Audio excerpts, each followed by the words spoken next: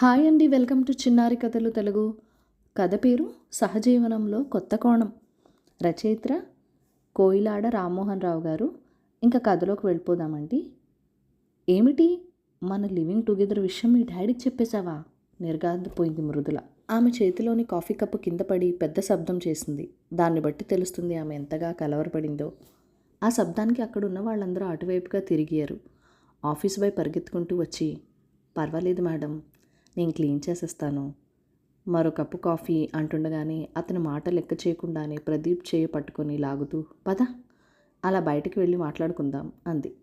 అతను చెయ్యి వెనక్కి లాక్కుంటూ ఆ కాఫీ పూర్తి చేయని అంటుంటే ఆమె కోపం తారాస్థాయికి చేరింది. అతని చేతిలోని కప్పు బలంగా లాక్కొని కిందకి విసిరేబోయి తమాయించుకుని ఆ కప్పు బాయ్ చేతికి అందించింది. ప్రదీప్ అయోమయంగా చూస్తూ ఆమెని అనుసరించాడు. అందరూ తమ వైపే కళ్ళప్పగించి చూడటం అతనికి చాలా ఇబ్బందిగా ఉంది. మృదుల పరిస్థితి కూడా అంతే.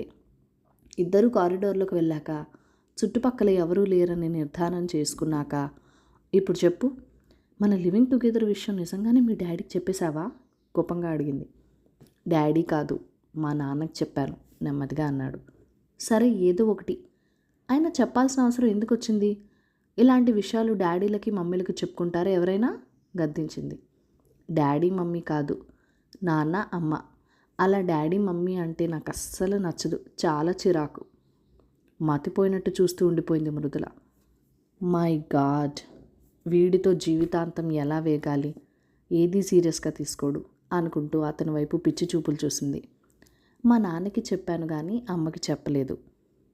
నాన్న నాకు బెస్ట్ ఫ్రెండ్, అందుకే అన్ని విషయాలు ఆయనకి చెప్పుకుంటాను. ఎంత బెస్ట్ ఫ్రెండ్ అయినా ఇలాంటివి చెప్పుకుంటారా అంటూ తల పట్టుకుంది. మా మధ్య అలాంటివి ఏమీ లేవు. మా డాడీ స్కూల్ చదివేటప్పుడు ఎవరెవరికి ప్రేమలేఖలు రాశాడో, ఏ టీచర్ దగ్గర చివాట్లు తిన్నాడో చెప్పేశాడు. ఇవే కాదు, ఎన్నో రహస్యాలు చెప్పేశాడు. అందుకే మా నాన్న దగ్గర నేను ఏది దాచను. ఇంత ఎదిగావు, నీకు బుర్ర లేదు, ఎవరి దగ్గర ఏం మాట్లాడాలో తెలియదా? అందుకే మన ఆఫీస్లో అందరూ నిన్ను ఎంపీ అని పిలుస్తారు అంది కసిగా.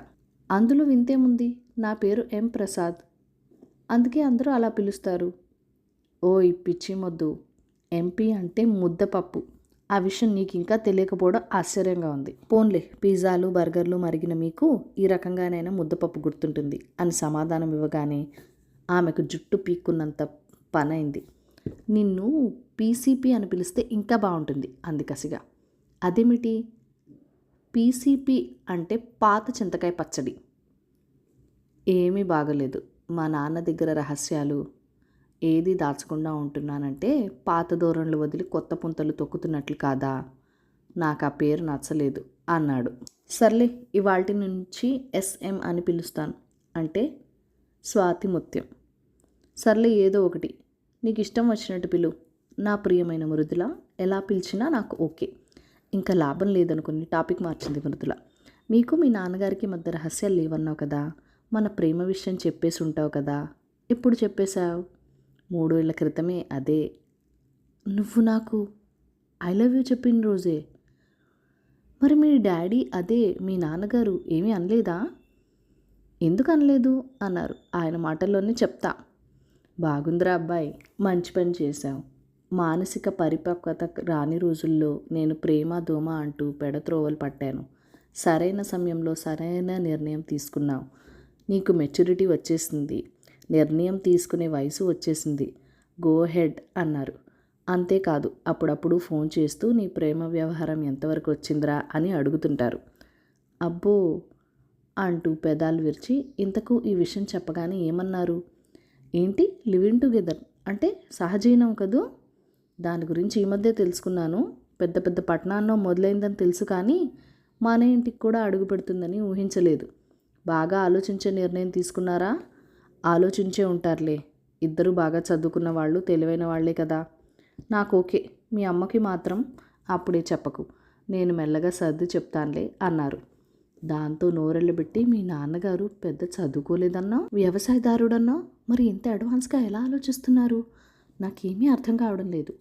నిజమే, ఆయన 10వ తరగతి కూడా పూర్తి చేయలేదు, కానీ పెద్దయ్యాక ఆయనకు చదువు విలువ తెలిసొచ్చింది.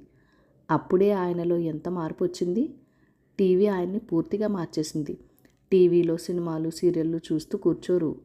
BBC news, NDTV channels, Discovery channel, National Geographic లాంటివి చూస్తూ ఉంటారు. సంవత్సరాల తరబడి చూస్తూ ఉండటం వల్ల ఆయనకు ఇంగ్లీష్ బాగా పట్టుబడింది. ఎలక్షన్ సమయాలలో ప్రణయ్ రాయ్ లాంటి విశ్లేషణ ఆసక్తిగా వింటారు. క్రికెట్ కామెంటరీ స్పష్టంగా ఫాలో అవుతూ ఉంటారు. పెద్ద పెద్ద వాళ్లతో జరిగే ఇంటర్వ్యూలు చూడటం, వారి ఉపన్యాసాలు వినటం ఆయనకు చాలా ఇష్టం. అందుకే ఆయన ఆలోచన సరళి, వ్యక్తిత్వము మన అంచనాకు వేయలేని రీతిలో ఉంటాయి. వావ్, దట్స్ గ్రేట్ అంటూ అభినందించింది. ఆంధ్రాలో ఒక పల్లెటూరులో పుట్టి పెరిగిన ప్రదీప్, ముంబై పుట్టి పెరిగిన మృదుల 5 ఏళ్ల క్రితం ఒకరికొకరు పరిచయం అయ్యారు. ఇద్దరూ బెంగళూరులో ఒకే ఆఫీస్లో చేరారు. మొదటి చూపులోనే ప్రదీప్ ఆమెను ప్రేమించేశాడు. కానీ ఆ ప్రేమ ఫలించదని నిరాశపడేవాడు. మృదుల బాగా ఫాస్ట్, ప్రదీప్ దానికి పూర్తిగా వ్యతిరేకం. ఆఫీస్లో పనిచేసే వాళ్ళందరూ తన అమాయకత్వాన్ని చూసి ఆట పట్టించేవారు. ఇంజనీరింగ్ చదివేటప్పుడు తప్పించుకున్న ర్యాగింగ్ ఇంకెక్కడా తప్పలేదు. అమ్మాయిలు సైతం అతని మీద జోకులు వేస్తూ ఏడిపిస్తూ ఉండేవారు. అతను మాత్రం చిరునవ్వు నవ్వుతూ తప్పించుకు తిరిగేవాడు. క్రమక్రమంగా అందరూ అతన్ని ఏడిపించడం మానేశారు. ఆ తర్వాతే అతని అమోఘమైన తెలివితేటలు, అద్భుతమైన నైపుణ్యము బయటపడ్డాయి. అతను ఆఫీస్లో చేరిన ఏడాదిలోనే అతన్ని అందరూ గుర్తించడం మొదలుపెట్టారు. మొదట్లో కాస్త మొరటుగా ఉన్న రాను రాను రాటుదేరి అన్ని రకాల్లో స్మార్ట్గా తయారయ్యాడు. అప్పటికి కానీ మృదుల దృష్టి అతని మీద పడలేదు. అతన్ని అభిమానించి దగ్గరైన స్వల్ప కాలంలోనే అతనితో ప్రేమలో పడిపోయింది. వాళ్ళిద్దరూ పెళ్లి చేసుకునే రోజు దగ్గర పడుతుందని ప్రదీప్ ఆశపడుతున్న సమయంలో మృదుల బాంబు పేల్చింది. సహజీవనం అంటూ. సహజీవనం గురించి కాస్త తెలుసు, కానీ కొంచెం వివరంగా చెప్పు అడిగాడు నీరసంగా. ఉత్సాహంగా చెప్పడం మొదలుపెట్టింది. మనం చూస్తూ ఉంటాం చాలా కేసులు. గాఢంగా ప్రేమించుకుంటారు, ఆ తర్వాత కొద్ది కాలంలోనే విడిపోతూ ఉంటారు. ఈగో, క్లాషెస్, సర్దుకుపోని స్వభావం, కొన్ని కారణాలు కావచ్చు. కొన్ని సమస్యలు సంసారం చేస్తున్నప్పుడు తలెత్తుతాయి. పెళ్ళైన తర్వాత ఈ సమస్యలు వస్తే చాలా కష్టం కదా. అప్పుడు విడిపోలేం కదా, అలాగని కలిసి కూడా బతకలేం కదా. అందుకే విదేశాల్లో ఉండే పద్ధతి మన దేశంలోకి వచ్చింది. ఇప్పుడు చాలామంది ఇదే అనుసరిస్తున్నారు. కొన్నాళ్ల పాటు కలిసి ఉండి ఆ తర్వాతనే పెళ్లి చేసుకోవాలా లేదా అనే నిర్ణయాన్ని తీసుకుంటున్నారు.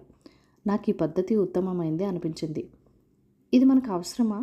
మన ఇద్దరికీ మంచి అండర్స్టాండింగ్ ఉంది కదా. నువ్వు సర్దుకోకపోయినా నేను సర్దుకుపోతాను. అప్పుడు సమస్యలే ఉండవు కదా. కాస్త ఆలోచించు. ఈ ఆలోచన వదిలే అంటూ నచ్చజెప్పడానికి ప్రయత్నించాడు. ఆమె దిగి రాలేదు. నువ్వు అనుకున్నంత సులువేమీ కాదు సంసారం సజావుగా సాగడం. ఎన్నో అనుకునే సమస్యలు, అవాంతరాలు రావచ్చు.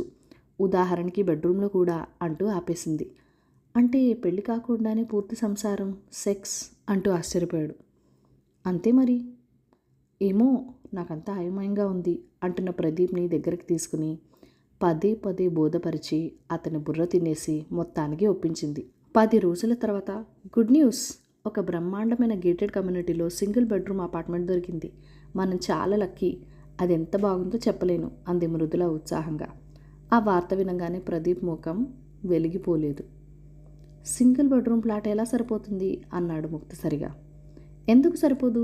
పిచ్చేమొద్దు. సింగిల్ బెడ్రూమ్ ఫ్లాట్ అంటే ఒక రూమే కాదు, హాల్, కిచెన్ అన్నీ ఉంటాయి కదా. ఆ విషయం తెలుసు, కానీ మా అమ్మ నాన్నలకు ఓ బెడ్రూమ్ కావాలి కదా. అందుకే 2 బెడ్రూమ్ ఫ్లాట్ చూడు. అమ్మా నాన్న ఏంటి, వాళ్ళు ఎందుకుంటారు మనతో పాటు? తెల్లమొహం వేసింది. ఎందుకుంటారు? నేను నీకు ముందే చెప్పాను కదా, పెళ్ళైతే మా అమ్మా నాన్నలు మన దగ్గరే ఉంచుకుందామని. నువ్వు దానికి మనస్ఫూర్తిగా ఒప్పుకున్నావు కదా. కానీ అది పెళ్ళైన తర్వాత కదా అంది విస్తుపోతూ. మన భవిష్యత్తు కోసం ఇంత ఆలోచించిన దానివి దీని గురించి నీకు ఎలా తట్టలేదు? ఆశ్చర్యంగా ఉందే. సంసారం అంటే భార్యాభర్తలేనా? పొంతన అంటూ నువ్వు చెప్పిన కంపాటబిలిటీ మా అమ్మా నాన్నలతోనూ మీ అమ్మా నాన్నలతోనూ కూడా ఉండాలి కదా. అది ఉందా లేదా అన్న విషయం మన ఇద్దరి విషయంలోనూ చూసుకుంటే సరిపోతుందా? మీ అమ్మా నాన్నల సంగతి అలా ఉంచు, మా వాళ్ళ విషయంలో మాత్రం మనం ఆలోచించాలి. ఎందుకంటే మనతో ఉండబోయేది వాళ్ళే. వాళ్లతో నీకు సమస్యలు రావచ్చు, లేదా నీతోనే వాళ్ళకి సమస్యలు రావచ్చు. నువ్వే చెప్పావుగా, అనుకోనివి ఊహించనివి సమస్యలు వస్తాయని. ఆయన పెళ్ళంటే కేవలం భార్యాభర్తల మధ్య సంబంధమే అని ఎందుకు ఆలోచిస్తున్నారు అందరూ? పెళ్ళంటే 2 కుటుంబాల కలయిక అని ఎందుకు తట్టదు అనేసరికి నోట్లో వాళ్ళక్కాయ పడినట్లయింది మృదులకు. అతనికి ఏం సమాధానం చెప్పాలో అర్థం కాక మట్టి బొమ్మలా నుంచుండిపోయింది. అతను తనలో తానే నవ్వుకున్నాడు. నాన్న చెప్పిన ప్లాన్ బాగానే పనిచేస్తున్నట్టుంది అనుకున్నాడు తన భావం ఏమీ వ్యక్తం చేయకుండా. సరే, దీని గురించి బాగా ఆలోచించి చెప్పు అంటూ అక్కడి నుండి వెళ్ళిపోయాడు. ఆమె దీర్ఘాలోచనలో పడింది. అత్తామామల సమక్షంలో పెళ్ళి కాకుండా సంసారం చేయటం ఎంత ఇబ్బందికరంగా ఉన్న విషయమో గ్రహించి, ఛ, ఇది ఎలా వీలవుతుంది?